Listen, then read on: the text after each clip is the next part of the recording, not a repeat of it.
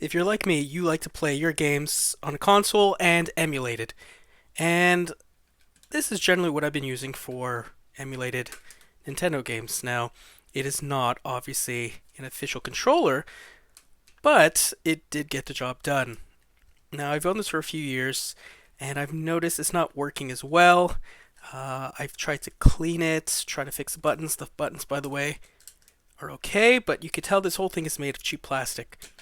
So, I opened this up the other day, and to my surprise, this is an exact same molding of an original NES controller, which I have right here. This controller is a little bit dirty, but it works just fine. So, what I thought I'd do today is we're going to be making my ultimate emulator controller. So, we'll be just swapping out parts from here and here. So, from this, what we're going to do is we're going to use the shell. We're going to be using the buttons, the membranes, all that. And we'll be swapping it with the wiring, the USB wires, all that, and the board from here. And we're going to combine them into one fantastic emulator controller. Now, if you guys like videos like these, I'd encourage you to subscribe to the channel, share it if possible, and leave a like. So, let's see if we can get this done.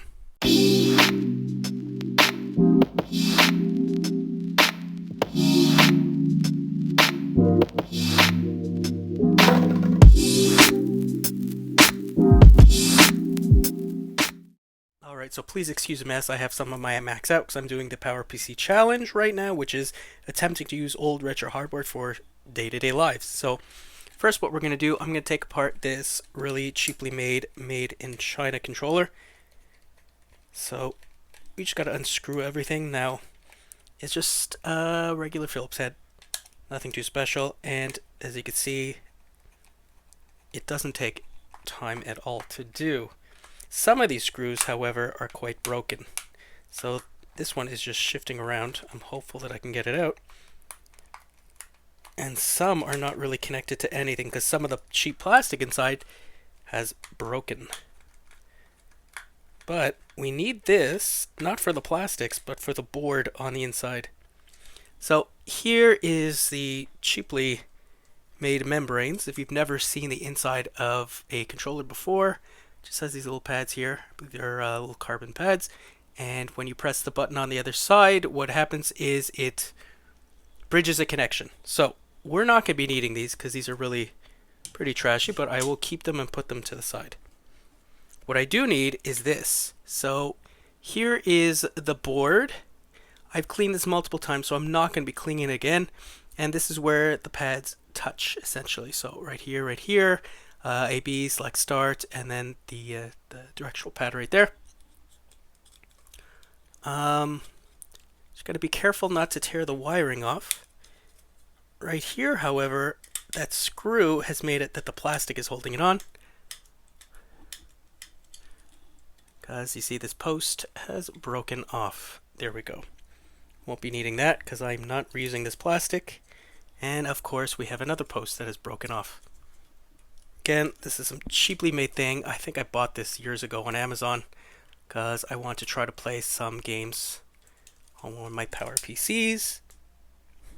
That should be it, and it should essentially just lift out. And here's the back cover. Yeah, so we're not going to be needing that.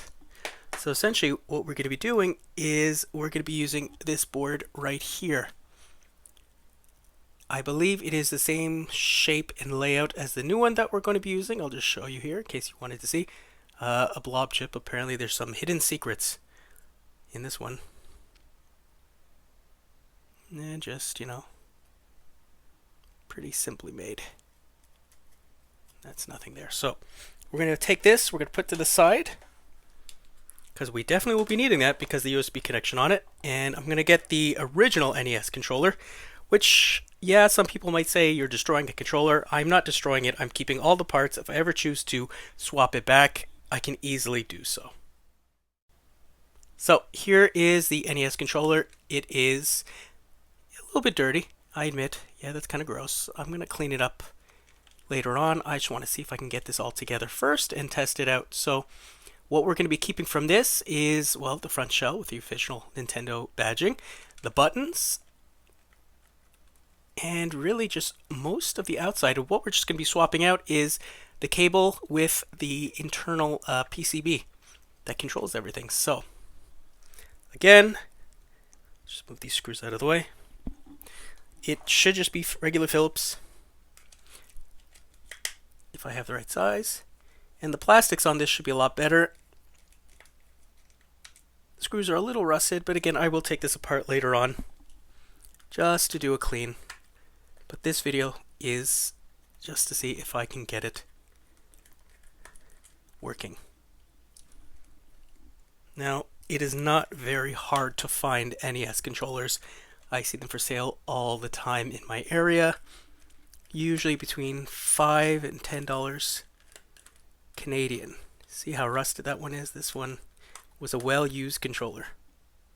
Now to get rid of that, we could easily just put the screws and a little jar of vinegar. That should remove any of the corrosion. Or I'm pretty sure the screws in the other controller are the exact same size. Again, this seems to be pretty exact copy. I should say the other one is a pretty exact copy of an NES controller.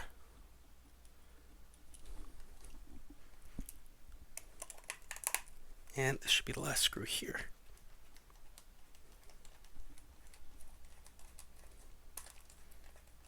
Quite rusted. Yes, I will be dealing with that at a later date. Proof of concept. There we go. So here's the back of the controller. Quite dirty.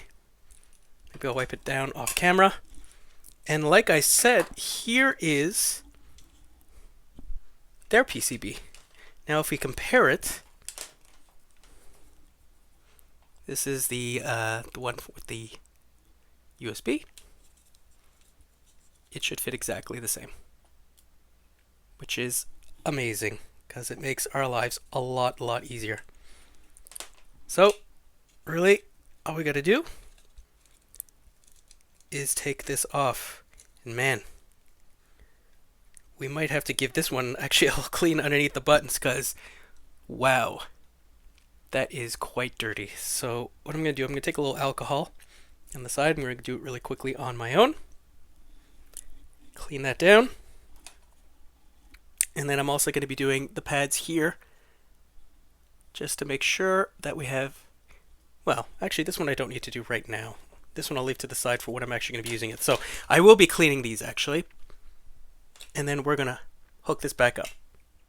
So I gotta admit guys, I may have lied to you. I was taking a look at the controller and honestly I found it just way too disgusting not to do anything about. So what I did was I threw all the pieces we'll be reusing in warm soapy water in the sink. I used a toothbrush, scraped everything out, used a little bit of alcohol to clean some of this as well.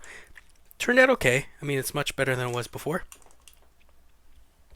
So that way at least I know I'm not catching any diseases or eating somebody's 30-year-old Cheeto dust. Again, these are not perfect, but it is way better than before. So easily we could just take things like the D-pad, throw it right back on in, start and select buttons, and then for the A and B, I probably have to put the buttons in before I put this. Would make a lot more sense.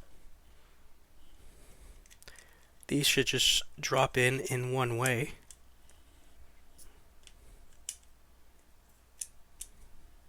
Much better. There we go. So we could just repopulate this so that everything is correct. Now, this one I'm a little bit hesitant because I don't know if you could see that. There's a little bit of rip. So obviously this was a well-used one and I wasn't able to get it perfectly clean. But I think it should hold up, at least for now. If I ever decide to change it, I'm sure I can just grab another one. And there we go. So the whole thing is populated now. And we can take that and we can put it to the side. Next, what we got to do, again, we're not using the original board, we're going to be using the USB board. this should just be a pop-in replacement. So we just take that. If I can line up all the posts, because even see that even the plastic posts seem to line up. It is such an exact copy. And we should be able to just pop it back in. I feel a little bit of resistance somewhere, so I'm just going to check it out.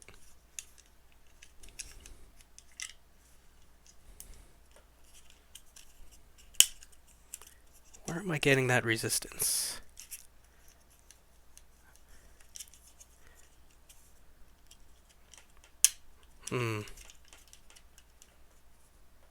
I think actually it is right here. It's actually with the posts. Yeah. So this post here is actually stopping it partially from going all the way in. So there we go. So I just had to give it a little bit more of a push. And now we could just try to run the wire through here. If it'll all fit. And it just does. So you really got to just squeeze it in there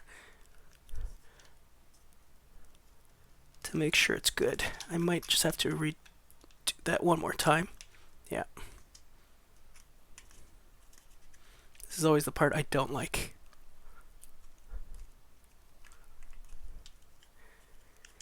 And we're going to see if... Oh, it's a tight squeeze. There we go. Push the wire through. All right, so we're going to see if we could close it up. So we'll put the back shell on top.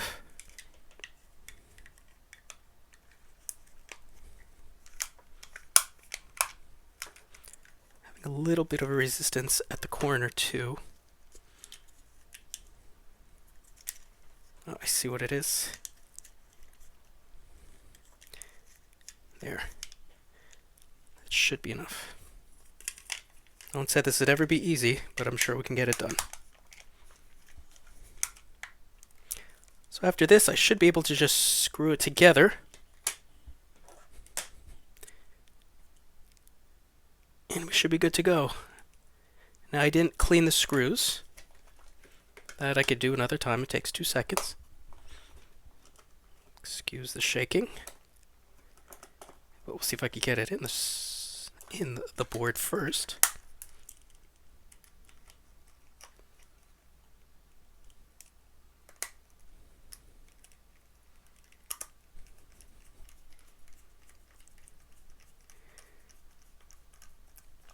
Okay, so it's the first one on the right. And what I'm going to do is I'm going to screw the rest of these in. And after that, we're going to see if we could test this with actually one of my Power PCs and playing an emulated Nintendo game. Alright folks, well it looks like I've lied to you yet again. I do apologize, this is turning into a video where I fib quite a bit. So, I tried using some NES emulators on the, I was using an iMac G5. I kept asking for emulation enhancer, emulator enhancer, kept finding different versions of it, and it seemed no matter what I was putting in, it just was not registering any of the touches. So, instead, what I have is I have this plugged in, so this now refurbished, I should say, controller, and I have this in my 2018 Mac Mini, and we are using OpenEMU, so a lot better supported. Now I have it connected to the running Super Mario, the original game, and it has recognized the controller, so I'll just show you. So if you try to remap the buttons, if I press up, up, left, left, start, see, it's automatically picking it up, and then A button, B button. Okay. And I'll just turn off the volume here. If I press start, I'll show you one player.